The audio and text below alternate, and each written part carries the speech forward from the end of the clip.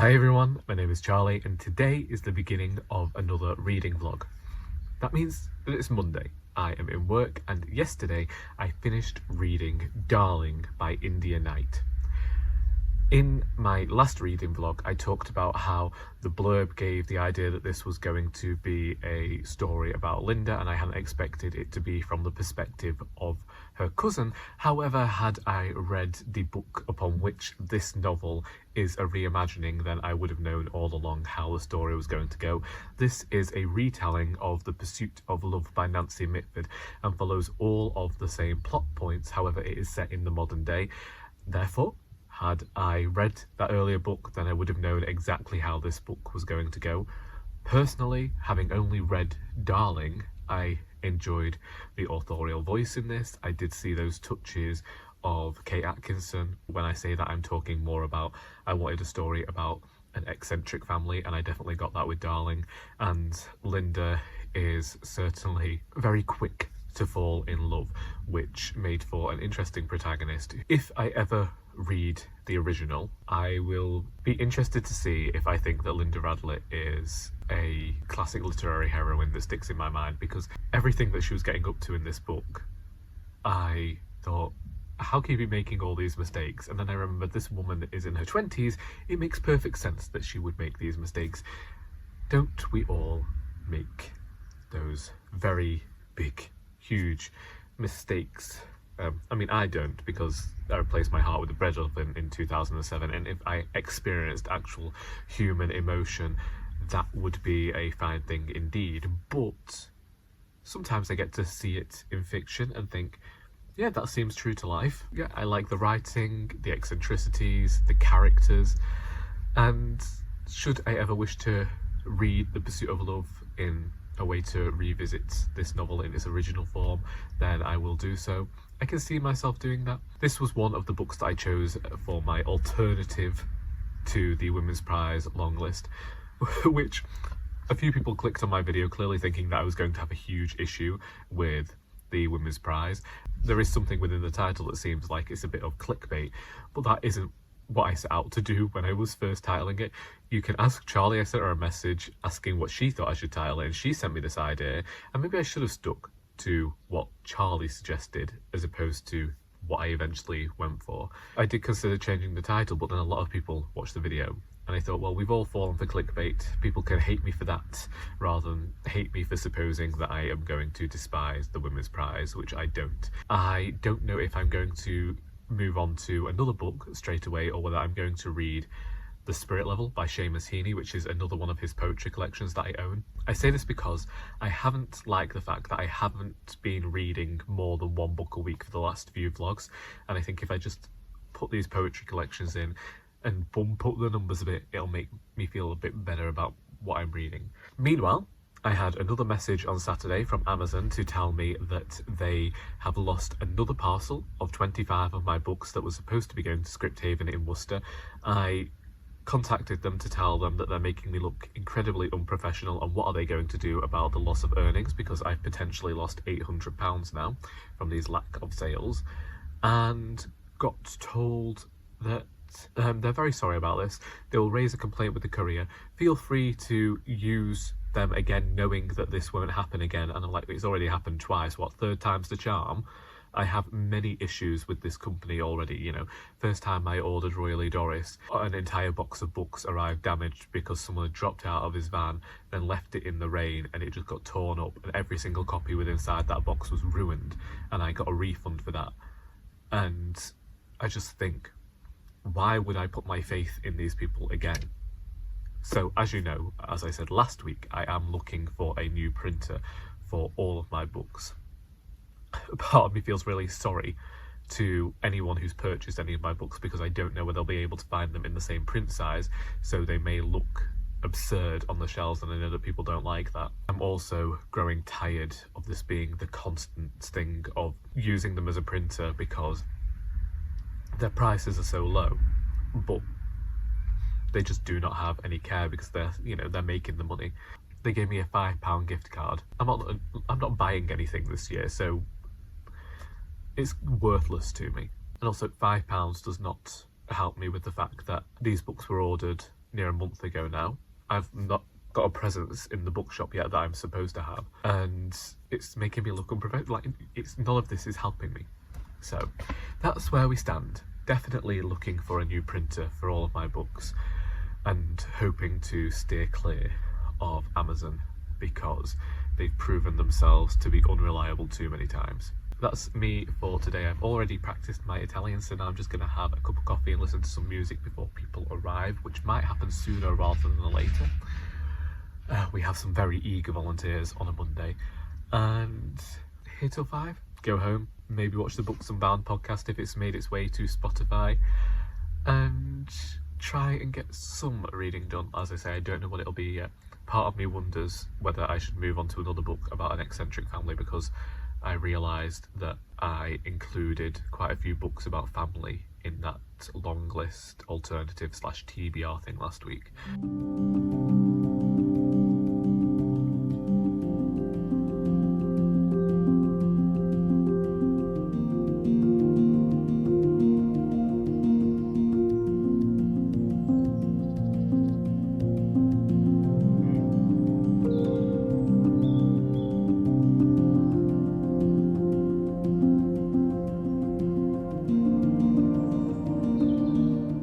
I feel like you can see more of my dad's bed than usual today.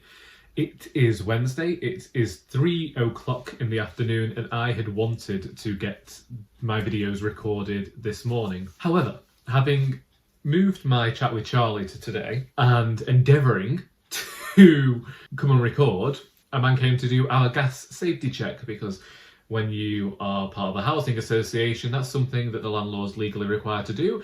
And he came and he has condemned our boiler. Originally, he thought that he could get it fixed. He spent the better part of the last 2 hours trying to find the part that would fix it and get us to be able to have hot water and heating for the rest of the day. But unfortunately, that was not to be. Luckily, I got a bath in this morning. However, that has meant that I've had time to read 130 pages of We All Want Impossible Things by Catherine Newman. This is one of the books that I had on my alternative women's prize long list. As we know, I'm not buying any new books this year until I've read a certain number of the books from my shelves.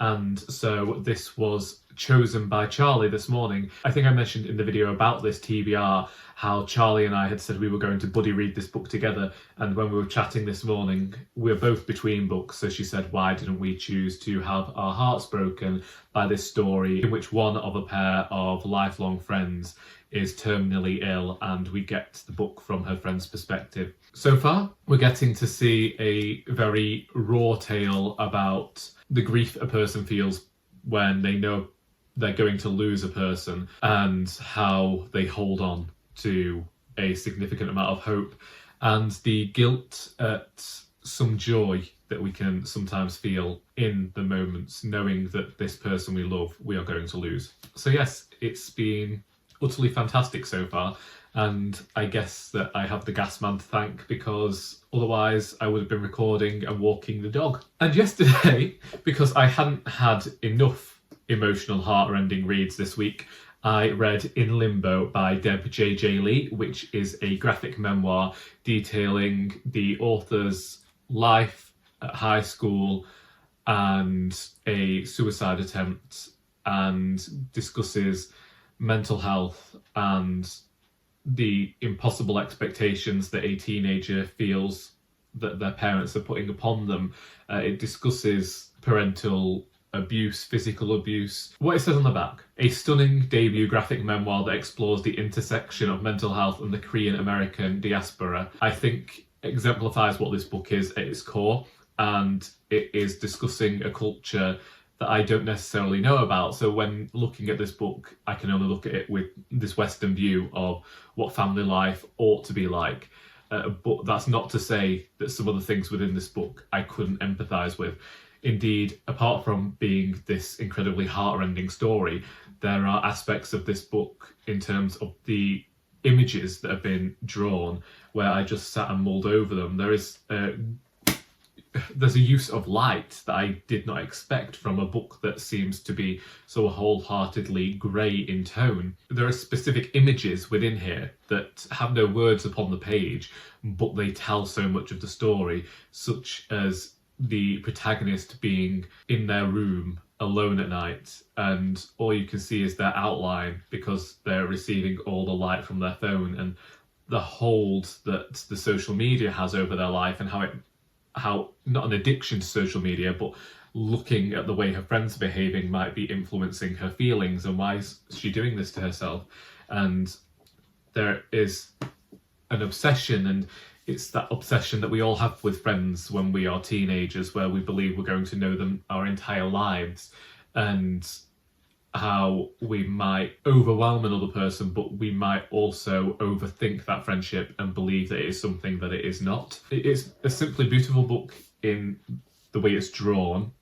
The tale is one to empathise with, and I was stunned and thrilled to have finished this one, regardless of how dark it is and the themes that it's exploring, because I think they explored them incredibly well, and was a different way of sharing a memoir than I had expected, but makes perfect sense when you consider the illustrator, the author's story. Otherwise, yesterday I finally finished writing the scene with Duke going to meet one of the characters that we have seen in the Doris books, and I really need to figure out what this next scene is going to be. Part of me thinks it's definitely going to have to introduce Bill Newton, because I just need somebody outside of the story. But I don't know whether his is going to be a full chapter or whether he's just going to be the introduction into the rest of the chapter of Duke finding this character and solving this particular mystery to put that to bed before I write the final scene. Plans for today, which seems strange to say now it's 3 o'clock, because my plans were to record videos this morning, get some writing done, walk Sally, but now that's not happened, and the walk yesterday was a bit bleak, and today it's looking somewhat bleak as well. It might just have to be the walk down the towpath again, which we did yesterday, but I don't want to not take the dog for a walk, even though it's cold and windy out there.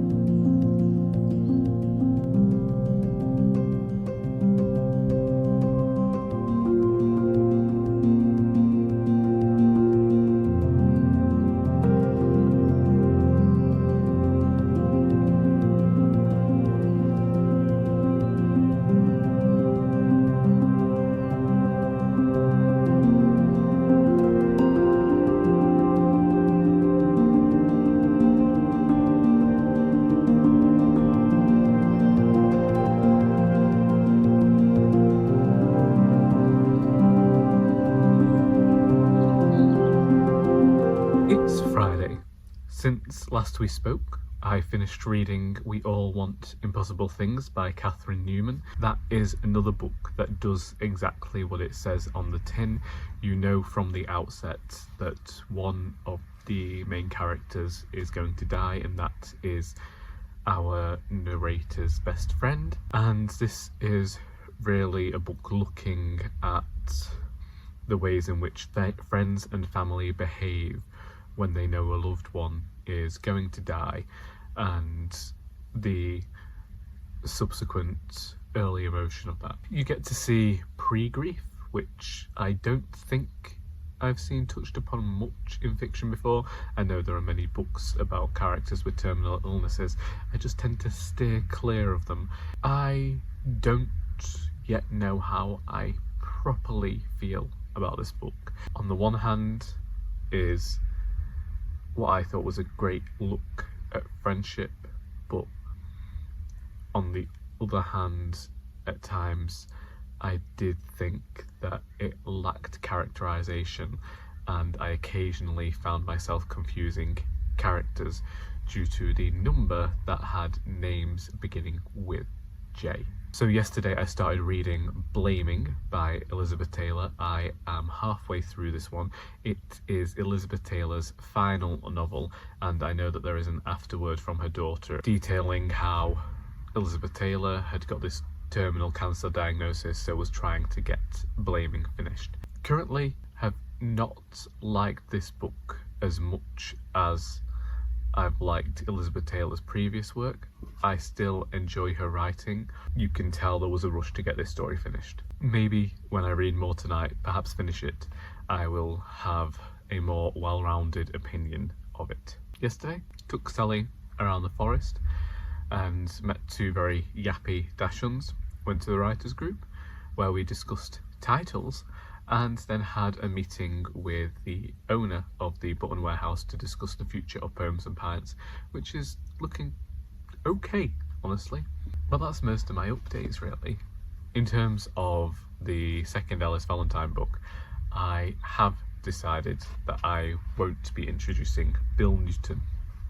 So we've got another book without him. Will I ever introduce this character? I don't know. Sometimes characters have their place, and I just don't think that Bill Newton has found his yet. He is the character that was originally meant to appear with Arthur Sterling and Clive Constable when I had the idea for a cosy crime novel 20 years ago now. It was a complete rip-off of Last of the Summer Wine, which I've talked about before. There's an episode called Spring Fever where Compo goes out and buys a suit, and I thought about these three elderly men going and solving crimes, and there was a missing girl called Joanna in that, and then the missing girl called Joanna appeared in Marmaduke Featherstone's first appearance, and these books never got finished. Now I'm trying to use my skills as a writer 2 decades later to pull these strands together and create this narrative, and sometimes that means that the characters who might have seemed fitting years ago don't actually suit the narrative now, or there are just too many characters already in there, and I don't want to saturate it with more and have the readers not really know what's going on. I have much more clarity when I'm writing the scenes about the crime from the past that are featured in this novel, and there's a bit of messiness to the current crime which needs rejigging a bit. I think just to make it seem more active and not like Alice is just going and getting all this information from people. I feel like she needs to be more active, more present in the story, going and finding this information for herself. So that's something that I want to change going forward. But I have the time to do that. I think if everything goes well, then there will be 2 books out over the next 2 years, a second poetry collection and the second Ellis Valentine. And I'm still trying to come up with ideas for a decade of Our Doris next year, 10 years of Our Doris in 2025, but I don't know what they'll look like yet. Either way, that's me for today, and well, as always, I will hopefully see you tomorrow to round things off.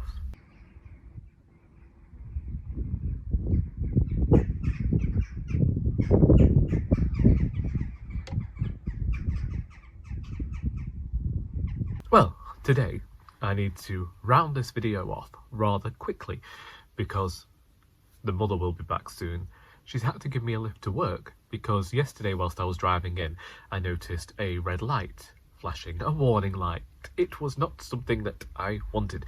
I don't think anybody wants that because it usually means we're going to end up spending a fair bit of money. My manager contacted her garage, we drove straight around, and they informed me that all of the coolant had disappeared from my engine, which, you know, I didn't pay for. Yeah, I paid for that quite recently. They looked at it and said that the water pump needs replacing, which could also mean a replacement of a gasket or something. I don't know, I'm not a mechanic, but I've got to ask my manager today whether she will ring them and see whether they will repair it. They, you know, got it so I could drive it home, and hopefully they'll have somebody who can fix that. But it has meant that I've had to get a lift into work today, so my mother's decided to go and spend the voucher she got at Costa Coffee. I don't know how we feel about chain coffee shops around here. I don't know who we're supposed to hate nowadays, but that's where she is. Meanwhile, I finished reading Blaming by Elizabeth Taylor last night, which I am happy to say because it means that we're ending this vlog having finished another book, and it means that we did do what we set out to do, which was to read more books this week. However, I did not care for this book. I said yesterday that even a bad Elizabeth Taylor is still fantastic, and I can't really agree with yesterday because I think that this book is very much a product of where the author was at in their life. The author knew that she had a terminal illness, and so this very much feels like a rushed job. I got confused by characters. There didn't really seem to be much story holding this together, and we just have to suppose that Amy dislikes Martha, who she met on this cruise, and really there's no conversation between them. It's just a load of different scenes that show Amy's family life, but there really is no reason for Amy to hate Martha, and then something happens with Martha that also feels very rushed, and because of what was going on in Elizabeth Taylor's life, there isn't enough time given over to characterization, and everything was very muddled and confused, and I saw archetypes that I'd seen in previous Elizabeth Taylor books. So unfortunately, this book to me felt unnecessary, and I would say that you should only read this book if you are an Elizabeth Taylor completionist, because for me it was a disappointment. Either way, that's me. That's another week finished. I don't know what I'll be reading next. I don't know what I'll be doing today, but it's nice and spring-like out there. I suppose I'm just going to get my car fixed, which would be, you know, a great time if you want to help me out to go and buy one of my books or recommend them to a friend, because we're going to need all the help we can get. Either way, if you've read any of the books that I've mentioned in this video and would like to discuss them, then please feel free to do so in the comments. I hope that you have enjoyed this video, because until next time, that is all.